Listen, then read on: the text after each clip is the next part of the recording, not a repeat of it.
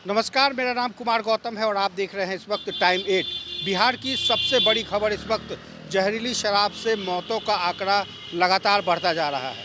ऐसे में हमारे साथ पॉलिटिकल एक्सपर्ट भी मौजूद है, हमारे साथी भी मौजूद है टाइम 8 के। उनसे जानने की कोशिश करेंगे कि आखिर इस साल क्या वाकई नीतीश सरकार की जो शराबबंदी कानून व्यवस्था थी वो फेल हो गई या फिर इसके पीछे के कोई गहरी साजिश है। हमारे साथ राजीव है। राजीव, ये बताइए, क्या लगता है इतना बड़ा कांड हो गया बावजूद इसके सरकार अब तक खामोश है? सरकार का कानून क्या कहता है? देखिए, साल में ये तकरीबन 2-3 बार हो चुके हैं। बेतिया में पिछले बार आपको अप्रैल या जुलाई में जो भी मिड में उस समय मौतें हुई हैं। फिर अभी आपको जान लो बेतिया गोपालगंज में लगभग 24 लोग मर गए हैं। 24 लोग मरने का अब ये एक तरीके से कानून को धत्ता बताते हैं, क्योंकि शराबबंदी है होते हुए नीतीश कुमार बार बार कानून का राज करते हैं। लेकिन जिस तरीके से मौतें हो रही हैं जहरीली शराब पीने से, सरकार इस पर कोई कार्रवाई नहीं कर रही है, ना उस पर विपक्ष। वहीं तेजस्वी बार बार कहते हैं कि शराबबंदी कहीं नहीं है। लोग भी कहते हैं कि शराब हर एक जगह मिल रहा है, बिक रहा है। इसी का जो जहरीली शराब से जिस तरीके से मौत हो रही, कहीं ना कहीं सरकार को एक तरीके से सोचना चाहिए इस कानून तो को। विपक्ष को एक और मौका मिल गया खड़े खड़े कि भाई इस तरीके की चीज़ों को। विपक्ष तो हमेशा, जब से शराबबंदी हुई है, इस कानून को लेकर ही हमेशा उसने कहा है। ऊपर से इनके जो भी सहयोगी हैं, मांझी जी ने कहा है कि एक बार इनको रिव्यू कर लेना चाहिए, दोबारा एक बार सरकार को सोचना चाहिए। सहयोगी हो चाहे विपक्ष हो, तेजस्वी तो बार बार हमलावर रहते हैं कि शराबबंदी तो कहीं है नहीं, शराबबंदी तो सरकार का।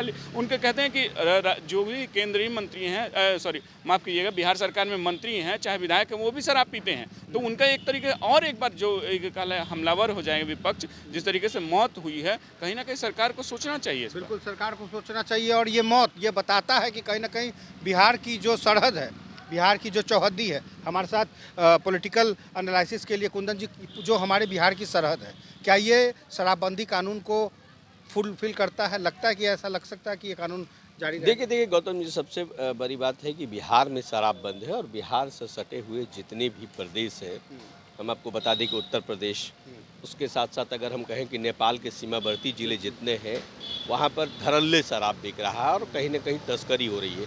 गोपालगंज में जो हुआ है, अब इससे पहले भी गोपालगंज में घटना हुई थी। आज 13 लोग जो मरे हैं गोपालगंज में, मोहम्मदपुर थाना क्षेत्र में मरे हैं और एक थाना क्षेत्र है वहाँ भी मरे हैं। तो कहीं न कहीं सब चीज़ों को सरकार को ध्यान देना चाहिए। अच्छा, आखिर एक ही जिले में दो कांड होना, यानी ये बताता है कि प्रशासनिक भी विफलता है ये। एकदम निश्चित तौर पर प्रशासनिक विफलता है। और खास करके देखिए, जो जहरीली शराब से लोग मर रहे हैं, जो पिया जा रहा है, वो सब जितने भी प्रदेश हैं, हम आपको बता दें कि उत्तर प्रदेश, उसके साथ साथ अगर हम कहें कि नेपाल के सीमावर्ती ज़िले जितने हैं, वहाँ पर धड़ल्ले शराब बिक रहा है और कहीं न कहीं तस्करी हो रही है। गोपालगंज में जो हुआ है, अब इससे पहले भी गोपालगंज में घटना हुई थी।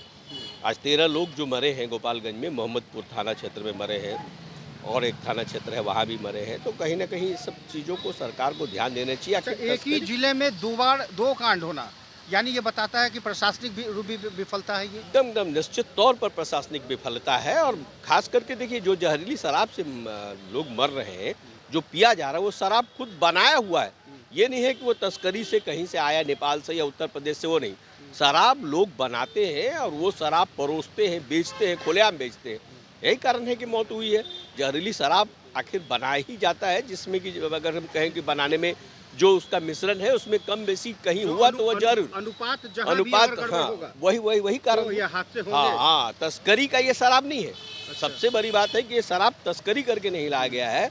जो मौत हुई है वो वहीं पर बना है और वही उसी को लोगों ने पिया है और उससे मौत हुई है। बिल्कुल। तो देखा आपने कि साफ तौर पे जो राजनीतिक समझ रखने वाले लोग हैं, जो सामाजिक समझ रखने वाले लोग हैं, उनका भी साफ तौर पे कहना है कि बिहार की सरहदों से जो पार हो रहे हैं वो तो पकड़े जा रहे हैं या रोज़ खबरों में आ रहा है, लेकिन सरहद के अंदर जिस तरीके से शराब की मैन्युफैक्चरिंग हो रही है, बनाई जा रही है, तो उसका पैमाना क्या होगा, उसका पीएच स्केल क्या होगा, ये शायद उन लोगों को नहीं पता है। और बंद कमरों में, बंद लिफाफे में जिस तरीके से नोट को दे करके शराब ले करके लोग पीते हैं, शायद ऐसे हादसे होते रहेंगे जब तक सरकार कोई बड़ा एक्शन नहीं ले लेती।